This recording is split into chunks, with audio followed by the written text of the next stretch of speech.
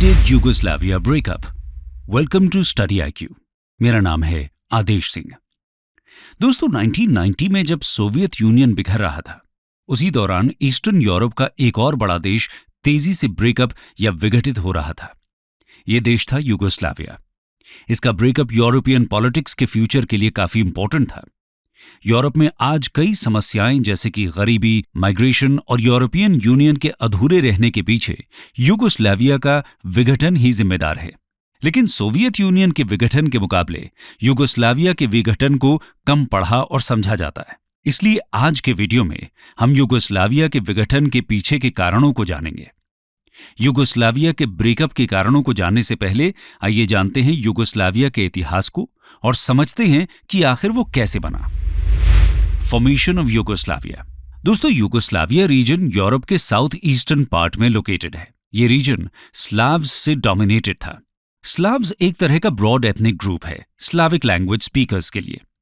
Yugoslavia Slavic language के दो शब्दों से बना है, युग और स्लाविया, जिसका लिटरल मतलब होता है होमलैंड ऑफ सदर्न स्लाव्स। लेकिन 19th सेंचुरी तक सदर्न स्लाव्स का अपना एक होमलैंड महज एक आइडिया था, क्योंकि ये रीजन ऑटोमन एम्पायर और ऑस्ट्रो हंगेरियन एम्पायर के कब्जे में था। 19th सेंचुरी के यूरोप में जब नेशनलिज्म या राष्ट्रवाद की भावना तेजी से बढ़ रही थी, तब पहली बार यूगोस्लाविया के आइडिया ने जन्म लिया। जर्मनी और इटालियन यूनिफिकेशन की तरह स्लाव्स भी अलग अलग स्लाविक रीजन्स को एक कंट्री में यूनिफाई करना चाहते थे। यूगोस्लाविया बनने की तरफ पहला कदम तब उठा जब सर्बिया और मॉन्टेनेग्रो 1878 में ऑटोमन एम्पायर से आजाद हुए। लेकिन अभी भी यूगोस्लाविया के बाकी पार्ट्स पर ऑस्ट्रो हंगेरियन एम्पायर का कब्जा था। 1914 में जब फर्स्ट वर्ल्ड वॉर स्टार्ट हुआ, तब सर्बिया और मॉन्टेनेग्रो पर ऑस्ट्रो हंगेरियन एम्पायर ने कब्जा कर लिया था। लेकिन फर्स्ट वर्ल्ड वॉर में सेंट्रल पावर्स की हार हुई और ऑस्ट्रो हंगेरियन एम्पायर पॉलिटिकली कमजोर पड़ गया। 1917 में मॉन्टेनेग्रो, सर्बिया और ऑस्ट्रो हंगेरियन एम्पायर का पार्ट रहे स्लोवेनिया, क्रोएशिया, वोइवोडिना और बोस्निया हर्जेगोविना के रिप्रेजेंटेटिव्स ने डिक्लेयर किया कि वो एक नया देश बनाएंगे। इस देश का नाम रखा गया किंगडम ऑफ सर्ब्स, क्रोएट्स और स्लोवीन्स। नए राष्ट्र को ब्रिटेन और फ्रांस जैसे एलाइड पावर्स का भी समर्थन मिला, जो ऑस्ट्रो हंगेरियन एम्पायर के टूटने से खुश थे।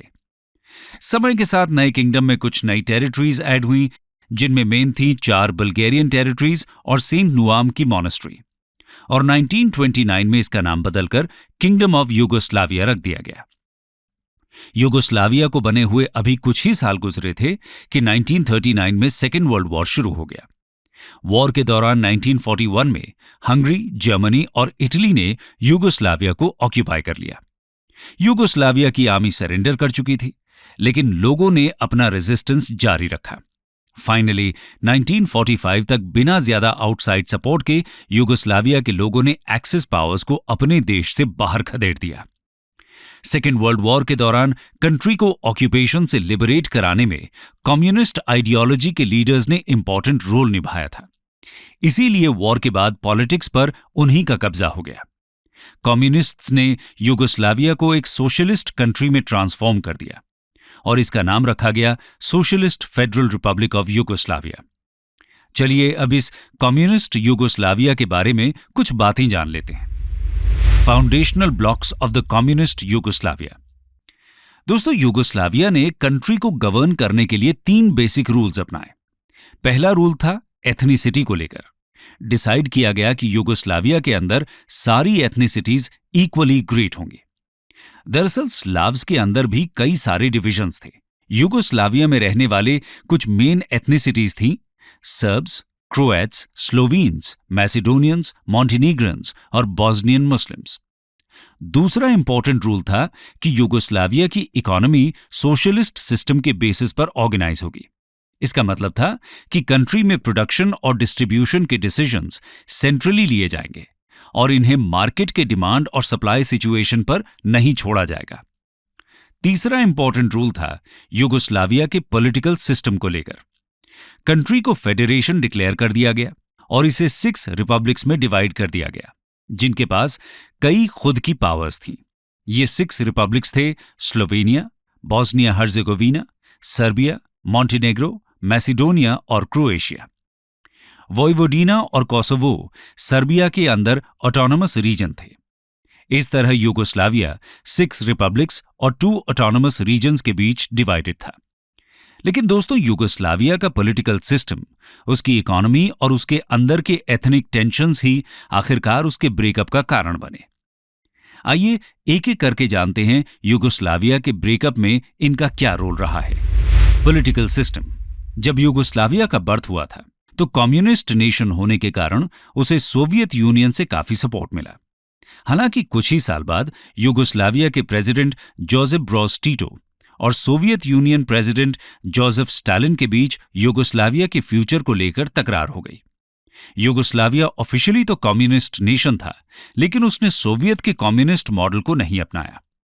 यूगोस्लावियन कम्युनिज्म नेहरूवियन सोशलिज्म से काफी मिलता जुलता था, जिसमें मार्केट इकोनॉमी को भी एक बड़ी जगह दी गई थी। 1960s-70s में पॉलिटिकल सिस्टम में और कई बदलाव किए गए, जिससे पावर को और ज्यादा डिसेंट्रलाइज किया गया। यूगोस्लाविया को कॉन्स्टिट्यूट करने वाले रिपब्लिक्स को अपनी इकोनॉमी के ऊपर ज्यादा कंट्रोल दिया गया। यह सेंट्रलाइज्ड प्लानिंग का मॉडिफाइड वर्जन था, जिसमें प्लानिंग नेशनल लेवल पे न होकर रिपब्लिक्स के लेवल पर होनी थी। इसके साथ ही रिपब्लिक्स को अपनी खुद की आर्मी कॉन्स्टिट्यूट करने का भी पावर दे दिया गया।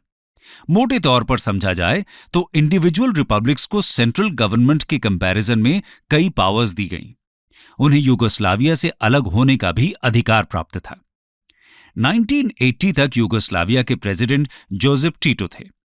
टीटो कम्युनिस्ट लीडर थे, जिन्होंने सेकेंड वर्ल्ड वॉर के दौरान यूगोस्लाविया को एक्सिस पावर से लिबरेट कराया था। इसके कारण टीटो यूगोस्लाविया में काफी पॉपुलर थे और उनकी पॉपुलैरिटी यूगोस्लाविया के डिफरेंट रिपब्लिक्स को एक सूत्र में बांधने का काम करती थी। लेकिन 1980 में जब उनकी मौत हुई तो उनके बाद कोई केपेबल लीडर नहीं था जो यूगोस्लाविया को सही डायरेक्शन में लेकर जा सके। असल में ये टीटो के डिक्टेटोरियल रूल की एक नाकामी थी कि उन्होंने यूगोस्लाविया के पॉलिटिकल इंस्टीट्यूशंस और फ्यूचर लीडर्स को तैयार नहीं किया। उनकी मृत्यु के बाद यूगोस्लाविया के भीतर इंस्टेबिलिटी बढ़ गई और यूगोस्लाविया का नया प्रेसिडेंट कौन होगा, इस बात पर कोई डिसीजन नहीं हो पा रहा था। अंत में फैसला लिया गया कि यूगोस्लाविया के प्रेसिडेंट की पोजीशन को इंडिविजुअल प्रेसिडेंसी से कलेक्टिव प्रेसिडेंसी में बदल दिया जाएगा। कलेक्टिव प्रेसिडेंसी सिस्टम के अंदर यूगोस्लाविया के 6 रिपब्लिक्स और 2 ऑटोनोमस रीजन्स को प्रेसिडेंसी का इक्वल हिस्सा दिया गया। इसका मतलब है कि यूगोस्लाविया के हर रीजन को प्रेसिडेंसी का 1/8 पार्ट मिला। इस सिस्टम में मेजॉरिटी वोट से डिसीजन लिया जाता था, यानी कोई भी डिसीजन लेने के लिए 8 में से 5 रीजन्स को किसी भी इशू पर अग्री करना जरूरी था। कलेक्टिव प्रेसिडेंसी में शुरुआत से ही परेशानियां आने लगी थी। यूगोस्लाविया के डिफरेंट रीजन्स फ्यूचर के लिए डिफरेंट एक्सपेक्टेशंस रखते थे। मसलन सर्बिया चाहता था कि एक स्ट्रांग फेडरल गवर्नमेंट हो जिसमें सबसे ज्यादा पावर उसके पास हो। कोसोवो ऑटोनोमस रीजन से रिपब्लिक बनना चाहता था। स्लोवेनिया और क्रोएशिया, जो कि यूगोस्लाविया के सबसे इकोनॉमिकली डेवलप्ड और लिबरल रीजन्स थे, वो अपने इकोनॉमिक पॉलिसीज पे और ज्यादा कंट्रोल चाहते थे। बोस्निया हर्जेगोविना खुद का इंडिपेंडेंट स्टेट बनना चाहता था। इस तरह 1980s में हम देखते हैं कि यूगोस्लावियन पॉलिटिक्स काफी फ्रैक्चर्ड हो गई थी और हर रीजन का एक अपना पर्सपेक्टिव बन गया था, जो अक्सर दूसरे के पर्सपेक्टिव से क्लैश करता था। अब बात करते हैं इकोनॉमिक सिस्टम से जन्मे प्रॉब्लम्स की। Economic system. यूगोस्लाविया की इकोनॉमी कम्युनिस्ट लाइंस पर ऑर्गेनाइज्ड थी, लेकिन यूगोस्लावियन कम्युनिज्म सोवियत कम्युनिज्म से कई मायने में अलग था। मसलन यहां लोगों को प्राइवेट प्रॉपर्टी का अधिकार था और पब्लिक सेक्टर के साथ साथ एक हेल्थी प्राइवेट सेक्टर भी डेवलप हो गया था। यूगोस्लावियन कम्युनिज्म की खास बात यह थी कि ये सिटीजन्स के वेल्थ मैक्सिमाइजेशन पर बेस्ड थी। गवर्नमेंट पॉलिसी इस तरह से डिजाइन की जाती थी कि maximum share of wealth capitalists के पास न होकर कॉमन पीपल के पास पहुंच सके। इसके लिए यूगोस्लावियन इकोनॉमी को 3 पिलर्स पर डिजाइन किया गया। पहला था मार्केट इकोनॉमी, जिसमें प्राइसेस सोवियत यूनियन की तरह गवर्नमेंट नहीं डिसाइड करती थी, बल्कि प्राइसेस डिमांड और सप्लाई के इंटरैक्शन से फ्री मार्केट डिसाइड करती थी। दूसरा था सोशल ओनरशिप ऑफ बिजनेसेस। इसके अनुसार बिजनेसेस केवल इंडस्ट्रियलिस्ट्स या कैपिटलिस्ट्स के हाथ में नहीं था। बल्कि इनमें वर्कर्स की भी हिस्सेदारी थी। तीसरा था सेल्फ मैनेजमेंट बाय वर्कर्स, जिसके तहत वर्कर्स बिजनेस डिसीजंस में पार्टिसिपेट करते थे। अगर लिटरेरी पॉइंट ऑफ व्यू से देखा जाए तो यह सिस्टम कैपिटलिस्ट सिस्टम और सोशलिस्ट सिस्टम के बीच का सिस्टम था, जिसमें कैपिटलिज्म और सोशलिज्म की अच्छी बातों को इनकॉर्पोरेट करने की कोशिश की गई थी। कैपिटलिस्ट सिस्टम की तरह वर्कर्स केवल फैक्टर ऑफ प्रोडक्शन नहीं थे, बल्कि बिजनेसेस के पार्ट ओनर्स भी थे। सिस्टम तो अच्छा था, लेकिन दिक्कतें शुरू हुई इसके इंप्लीमेंटेशन में। बिजनेस डिसीजंस लेने के लिए वर्कर्स का ही एक मैनेजमेंट बोर्ड था। इस मैनेजमेंट बोर्ड का हिस्सा बनने के लिए वर्कर्स को इलेक्शन से गुजरना पड़ता था। हुआ यूं कि मैनेजमेंट बोर्ड्स के इलेक्शन जीतने के लिए कैंडिडेट्स ने वर्कर्स के वेजेस बढ़ाने शुरू कर दिए। 1980s तक यूगोस्लाविया के फैक्ट्री वर्कर्स की वेजेस दुनिया में सबसे अधिक थीं। वेजेस बढ़ने से फैक्ट्रीज या बिजनेसेस के पास पैसे की कमी हो गई, और इस पैसे की कमी को पूरा करने के लिए उन्होंने गुड्स के प्राइसेस बढ़ाना शुरू कर दिए। इसका एंड रिजल्ट ये हुआ कि इकोनॉमी में महंगाई या इन्फ्लेशन तेजी से बढ़ने लगा। इकोनॉमी क्राइसिस में जाने लगी और कई बिजनेसेस बैंकरप्ट होने लगे। इकोनॉमी को क्राइसिस से बाहर निकालने के लिए यूगोस्लावियन गवर्नमेंट ने कई कदम उठाए। बिजनेसेस को बैंकरप्सी से बचाने के लिए उनके अंदर कैपिटल इन्फ्यूजन किया गया। अनएम्प्लॉयड लोगों को रोजगार भत्ता दिया गया। 1980s के एंड तक ऐसा लग रहा था कि गवर्नमेंट इकोनॉमिक क्राइसिस को ओवरकम कर लेगी, लेकिन 1990 में यूएसएसआर के डिसइंटीग्रेशन ने सारा मामला पलट दिया। असल में बात यह थी कि Yugoslavia capitalist waste European countries और कम्युनिस्ट सोवियत यूनियन के एकदम बीच में लोकेटेड था। इसके कारण सोवियत यूनियन और वेस्टर्न कंट्रीज अक्सर यूगोस्लाविया को मनी सप्लाई करते रहते थे ताकि यूगोस्लाविया उनके ग्रुप में शामिल हो जाए। लेकिन जब 1990 में सोवियत यूनियन टूट गया तो वहां से पैसा आना बंद हो गया। सोवियत यूनियन ने जब पैसा देना बंद कर दिया तो यूरोपियन कंट्रीज ने भी पैसा देते रहना मुनासिब नहीं समझा। इससे यह हुआ कि अचानक से यूगोस्लावियन गवर्नमेंट के पास पैसे की कमी हो गई। ऐसे हालात में डूबती इकोनॉमी को बचाने के लिए उसे 1990 में इंटरनेशनल मॉनेटरी फंड या आईएमएफ के पास जाना पड़ा। आईएमएफ ने यूगोस्लाविया को लोन देने के लिए कई शर्तें रखी, जिनमें मुख्य थी गवर्नमेंट स्पेंडिंग को कम करना और वर्कर्स यूनियन द्वारा चलाए जाने वाले बिजनेसेस को क्लोज करना एटसेट्रा। ऐसे में अब यूगोस्लाविया के अंदर की पॉलिटिक्स ने मामले को और कॉम्प्लिकेट कर दिया। यूगोस्लाविया का कोई भी रीजन अग्री नहीं कर पा रहा था कि आईएमएफ द्वारा सजेस्टेड इकोनॉमिक रिफॉर्म्स के रास्ते पर कैसे बढ़ा जाए। यूगोस्लाविया के रिचर रीजन्स जैसे कि स्लोवेनिया और क्रोएशिया चाहते थे कि इकोनॉमिक रिफॉर्म्स का burden Kosovo, Montenegro, Bosnia Herzegovina जैसे रीजन्स बेयर करें, जिनकी इकोनॉमी और गवर्नमेंट सबसे ज्यादा इनएफिशिएंट थी। वहीं ये चाहते थे कि पहले से गरीबी झेल रहे इन रीजन्स को और गरीबी में न धकेला जाए। ऐसे में इकोनॉमिक रिफॉर्म्स के लिए यूनिफाइड अप्रोच मिसिंग थी। अब चलते हैं एथनिक कॉन्फ्लिक्ट की ओर। Ethnic issues. यूगोस्लाविया के अंदर कई एथनिक ग्रुप्स थे, जैसे कि सर्ब्स, स्लोवीन्स, क्रोएट्स, मैसिडोनियंस, मॉन्टेनीग्रंस और Bosnian Muslims. World war II के बाद जब फेडरल रिपब्लिक ऑफ यूगोस्लाविया बना, तब एथनिक ग्रुप्स मोस्टली रीजन्स के हिसाब से डिवाइडेड थे। सर्ब्स सर्बिया में, क्रोएट्स क्रोएशिया में, स्लोवीन्स स्लोवेनिया एटसेट्रा में रहते थे।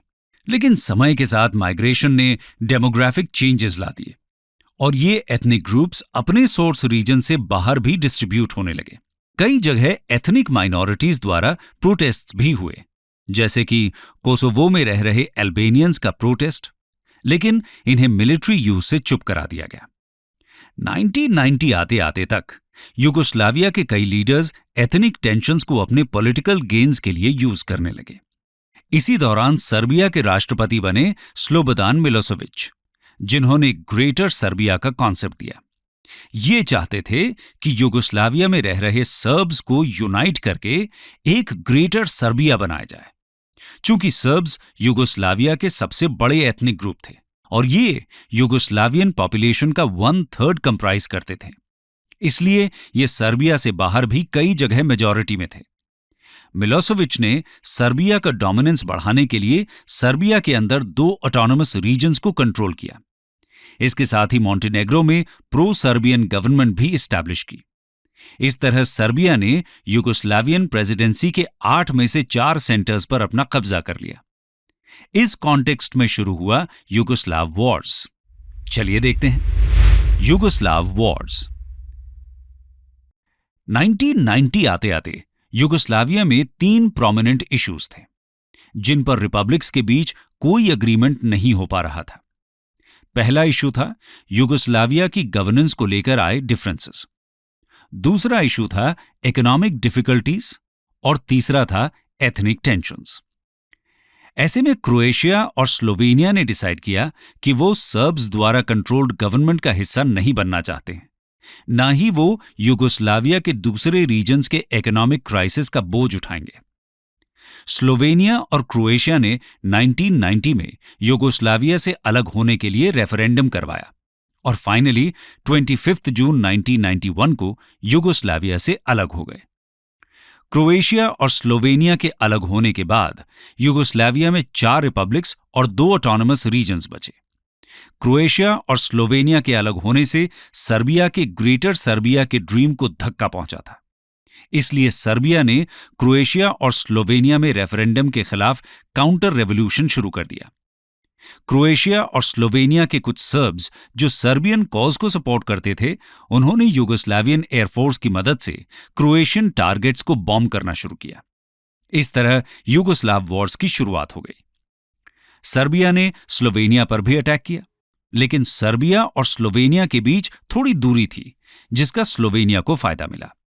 महज 10 दिन के युद्ध के बीच ही यूरोपियन कम्युनिटी सर्बिया और स्लोवेनिया के बीच पीस ट्रीटी कराने में सफल रही। लेकिन क्रोएशिया इतना लकी नहीं था और यूगोस्लाव वॉर्स में क्रोएशिया को अपनी 1/4 टेरिटरी गंवानी पड़ी। यूगोस्लाव वॉर्स के दौरान ही मैसिडोनिया ने भी रेफरेंडम के थ्रू सितंबर 1991 में यूगोस्लाविया से अलग होने का डिसीजन लिया। इसके बाद बोस्निया हर्जेगोविना ने भी 1992 में रेफरेंडम करवाया, जिसमें उन्होंने यूगोस्लाविया से अलग होने का डिसीजन लिया। लेकिन बोस्निया हर्जेगोविना में भी लार्ज सर्बियन पॉपुलेशन थी, इसलिए सर्बिया ने उसे ग्रेटर सर्बिया में मिलाने के लिए उस पर अटैक कर दिया। 1992 से 1995 के बीच में क्रोएशिया और बोस्निया हर्जेगोविना यूगोस्लाव वॉर्स में मेन बैटल ग्राउंड्स रहे। इस वॉर का डेथ टोल 1 लाख से 2 लाख बताया जाता है और 40 लाख लोग रेफ्यूजीज बन गए। यूगोस्लाव वॉर्स का असर यूरोपियन कम्युनिटी पर भी पड़ रहा था, इसलिए यूरोपियन कम्युनिटी ने पीस नेगोशिएशंस करने की कोशिश की। स्लोवेनिया के साथ तो पीस नेगोशिएशंस सफल हो पाया, लेकिन क्रोएशिया और बोस्निया हर्जेगोविना के साथ ये सफल नहीं हो पाया। 1993 में हालात खराब होते देख यूरोपियन कम्युनिटी ने नॉर्थ अटलांटिक ट्रीटी ऑर्गेनाइजेशन या नेटो से इंटरवीन करने के लिए आग्रह किया। नेटो ने सर्बियन टारगेट्स के ऊपर एरियल बॉम्बिंग की और नेटो की मदद से क्रोएशिया और बोस्निया हर्जेगोविना अपनी टेरिटरीज से सर्बियन फोर्सेस को बाहर करने में सफल हुए। 1995 में डेटन पीस अकॉर्ड के साइन होने के साथ यूगोस्लाव वॉर्स खत्म हुई। इस पीस अकॉर्ड के टर्म्स के अनुसार करीब 60,000 नेटो ट्रूप्स को शांति बनाए रखने के लिए फॉर्मर यूगोस्लावियन रिपब्लिक्स में स्टेशन किया गया। बोस्निया हर्जेगोविना को मुस्लिम क्रोएट्स और सर्बियन रिपब्लिक के बीच बांट दिया गया। इस तरह 1995 तक क्रोएशिया, स्लोवेनिया, मैसेडोनिया और बोस्निया हर्जेगोविना यूगोस्लाविया से अलग हो गए। 2006 में मॉन्टेनेग्रो ने भी सर्बिया से अलग होने के लिए रेफरेंडम कराया और सर्बिया से सेपरेट हो गया। 2008 में कोसोवो ने भी सर्बिया से अपनी इंडिपेंडेंस डिक्लेयर कर ली। तो दोस्तों, कुल मिलाकर यूगोस्लाविया के ब्रेकअप के पीछे पॉलिटिकल, इकोनॉमिक और एथनिक फैक्टर्स थे और इस तरह से 1929 में बना किंगडम ऑफ यूगोस्लाविया 1990 के बाद धीरे धीरे डिसइंटीग्रेट कर गया।